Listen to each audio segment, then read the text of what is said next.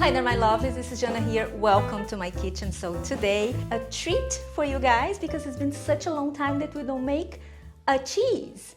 And this cheese is special because it's simple, uses, as always, simple ingredients. It's easy to make. It's a it's a foolproof recipe, yet with a twist because we're going to add garlic and some herbs to it. So you're gonna love it. Let me show you how I put it together.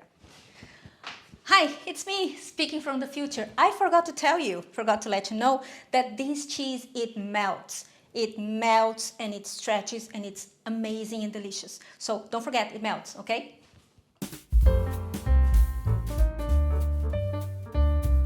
Well, for this cheese, we're going to use raw peanuts. You can use, instead of the peanuts, you can add, that's Pokey, the latest adopted kitten. Hey baby, he's adorable, he's the sweetest. So as I was saying, you can use sunflower seeds. Yeah baby, I know. Sunflower seeds you can add. Or instead you can use cooked potatoes, then you mash them. So we're going to soak the peanuts because we want them to be soft so they blend better. So you have two options for softening the peanuts. You can either soak them overnight or at least for like 4 hours, but I recommend overnight, or you can simmer them for 10-15 minutes. They will be soft and ready to be blended. So now that the peanuts are soaked, we're going to drain the water, discard the water, and add the peanuts to a blender. And along with that, we're going to add 1 cup of unsweetened plant-based milk. I'm using soy milk, and 1 cup of water, along with salt, white pepper, and instead of nutritional yeast, because I'm out of nutritional yeast and for some reason I haven't bought it. So instead, it's actually a good thing, because sometimes I forget to give you guys this tip. Instead of the nutritional yeast, you're going to use a very sui generis ingredient that many people wouldn't imagine, that it will provide a cheesy taste, which is a green olive, okay? The ones in a jar with the liquid, okay? You can add 1 or 2 olives depending on how big they are, without the pit, obviously. And this will provide a cheesy taste, imagine you. It will. Or you can add the good old nutritional yeast because it never fails, but some people don't like it. I know you guys let me know that, and it's a lot of people that don't like it.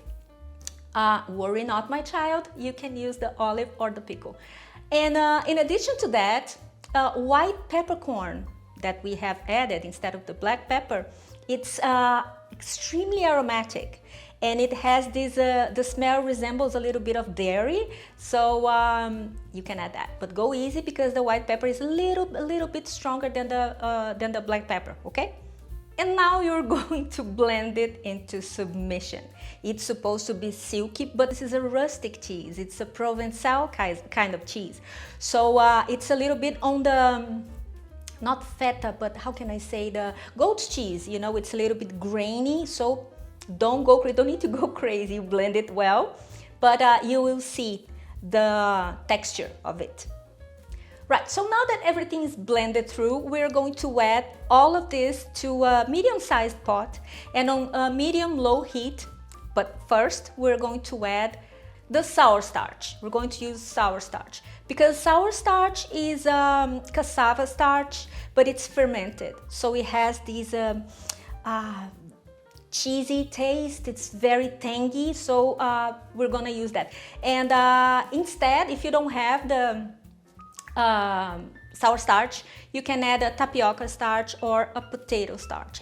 Now remember, we add the sour starch with the heat off, okay? Mix it through very well, and only when everything is incorporated, now you turn on the heat, medium-low, and you stir it non-stop until the cheese thickens up considerably, like that.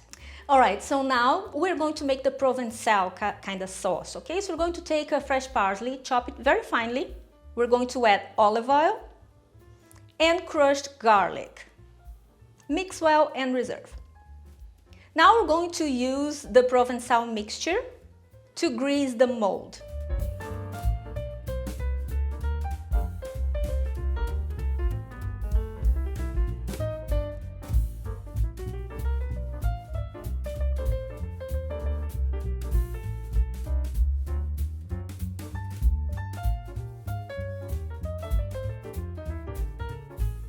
And now we're going to pour the cheese into the molds slowly so it doesn't create bubbles.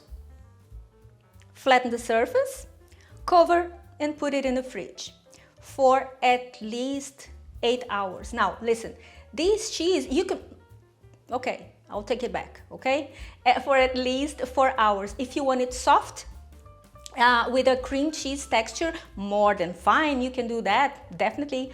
But if you want it a little bit more in like cutting, slicing consistency, I would suggest that you wait at least overnight, okay? Not gonna lie to you, it's better overnight. Now, I couldn't wait, so I sliced it up right away. I waited like, I don't know, I think it was 4 hours. But it's good enough this way because it was thick, but it was soft and so good.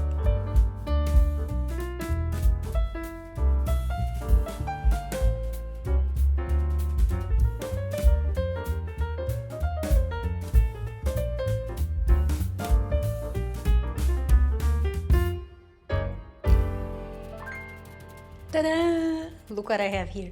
So I'm not gonna move him because he lives here and they, the animals live here, and then they allow me to live here rent-free. So I'm not gonna, you know, they own the house.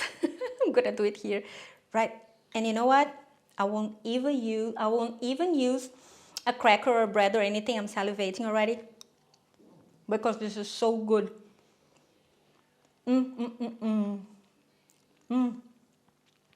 Oh, the garlic, the olive oil. Wait, I have a parsley on my tooth. This cheese is amazing, especially for peanuts lovers, because it's made out of peanuts. So it tastes like peanuts. Not that much because you have added a lot of flavors to it. It tastes like cheese, but with a hint of peanuts. It's good. So this is it for today. I hope you have enjoyed this video. I loved it. I missed making cheese so much because it's kind of our thing, isn't it? We made so many cheeses and I'm so proud of it.